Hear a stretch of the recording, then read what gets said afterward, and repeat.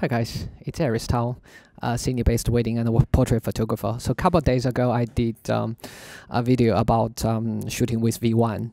So basically, I received a lot of questions regarding, should I upgrade? What's the difference between a traditional square head, which is today I'm going to use, which is the Godox as well. I think it's TT685. Comparing with this new toy, Godox V1. What's the difference? Is that worth of upgrade? There are lots of detailed difference, but the main, I guess, for photographers, our main concern is on one thing, that's the light quality, right? So in the video, I have repeatedly said about how soft the light is. So today I'm just going to do a little, this little quick review, side-by-side comparison, so you guys have a better idea of what's the difference. Here we go. But before I start this review, I would say, what's this for and what's this not? Guys, if you are currently having having 8600, 8400, you're hoping the light quality of V1 bare bulb is going to be better than 8600 over I don't know 2 meters softbox or even 80 centimeters parabolic box. No, it's not for you. Okay, so bigger light is a bigger light. Bigger light modifiers is bigger light modifiers. Here I think I'm talking about the light is being soft. It's in a term that comparing with all other square heads or hot shoe flash, smaller size. So I'll talk about what V1 is for. I think V1 is a great light for photographer who needs to shoot in fast-paced environment. Typically wedding photographers. So if you have to do on-camera flash, sometimes you have to do it, such as in the church, people are signing their papers, and sometimes you are in a garden weddings, there's no way to set up your offshore camera flash because the kids is running around. Then I think V1 is the way to go. Is that soft? Yes. Is that fast? Yes. I'll explain in a very shortly how do they comparing with each other, and you can decide if it's worth of upgrading from traditional square head to round head by yourself. So I will set up this square heads, TT685, I think, if I'm not making any mistake. On the left, I'll set up this new released V1 on the right, bare bulb. I'll put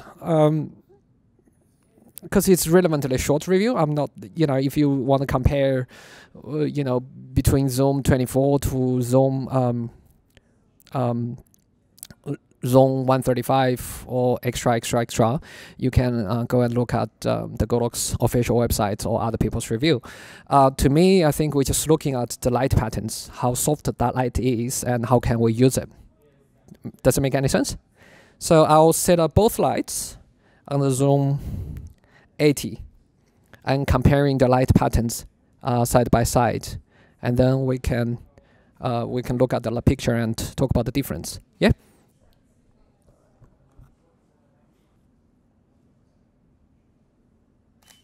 If you look at the fall off, especially the age of of V1 comparing with the TT685, you'll see the age is much softer and even. So the fall off is a way better, which means when you shoot this on subjects, it delivers a more soft and appealing light.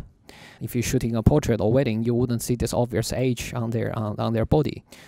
Now, if people would say, I can add a softbox on it, and think about this. You can add a softbox, whatever. However, you see, I use lots of gel all the time, especially half CTO gel, a quarter CTO gel, and a full CTO gel to emulate the sun color balance at a different time of the day. I think in old time, in order to get something to work with this, you need, I don't know, you need a sticker to stick the rose gold gel on the top of the camera and put it on, which is pain. I mean, it's painful. It takes time. It works. It takes time, but you know, look at how easy it is now.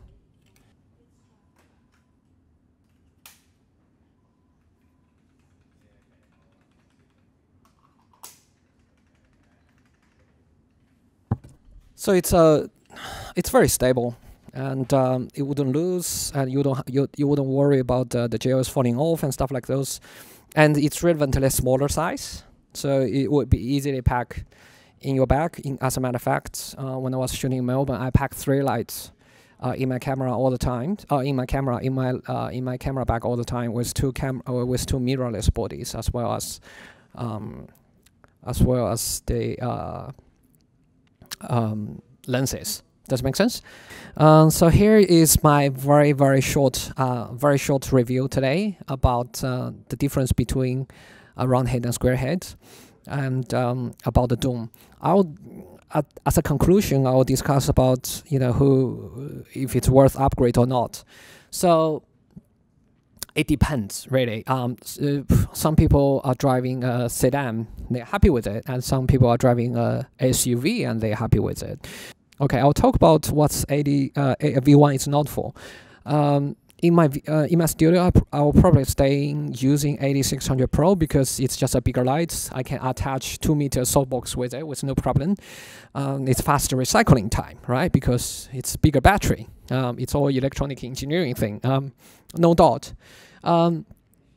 If I'm going to do outdoor shots, and if I'm doing a commercial shot, such as I have 8-person crew or 6 assistants, does it make sense? Everybody's just going to help me to carry maybe 3 or 4 8600 or 8400 to help me carry all the lights, to help me carry all those modifiers and props, such as my desert shots.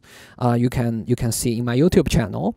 Then it's not for that. So fast-paced shooting environment like a wedding or street fashions, you absolutely need an on-camera flash, but sometimes you need it to be off-camera.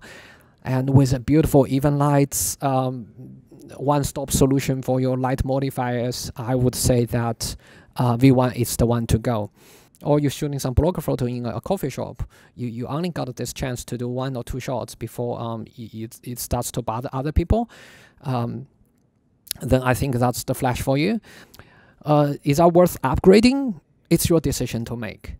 If you like my video, if you could click like, that'd be much appreciated. If you have other questions you think you need to ask about the difference between round head and square head flash, absolutely leave me a comment. I'll try my best to reply you. This is Aristal. I'm a Sydney-based portrait and wedding photographer. I will see you until next time.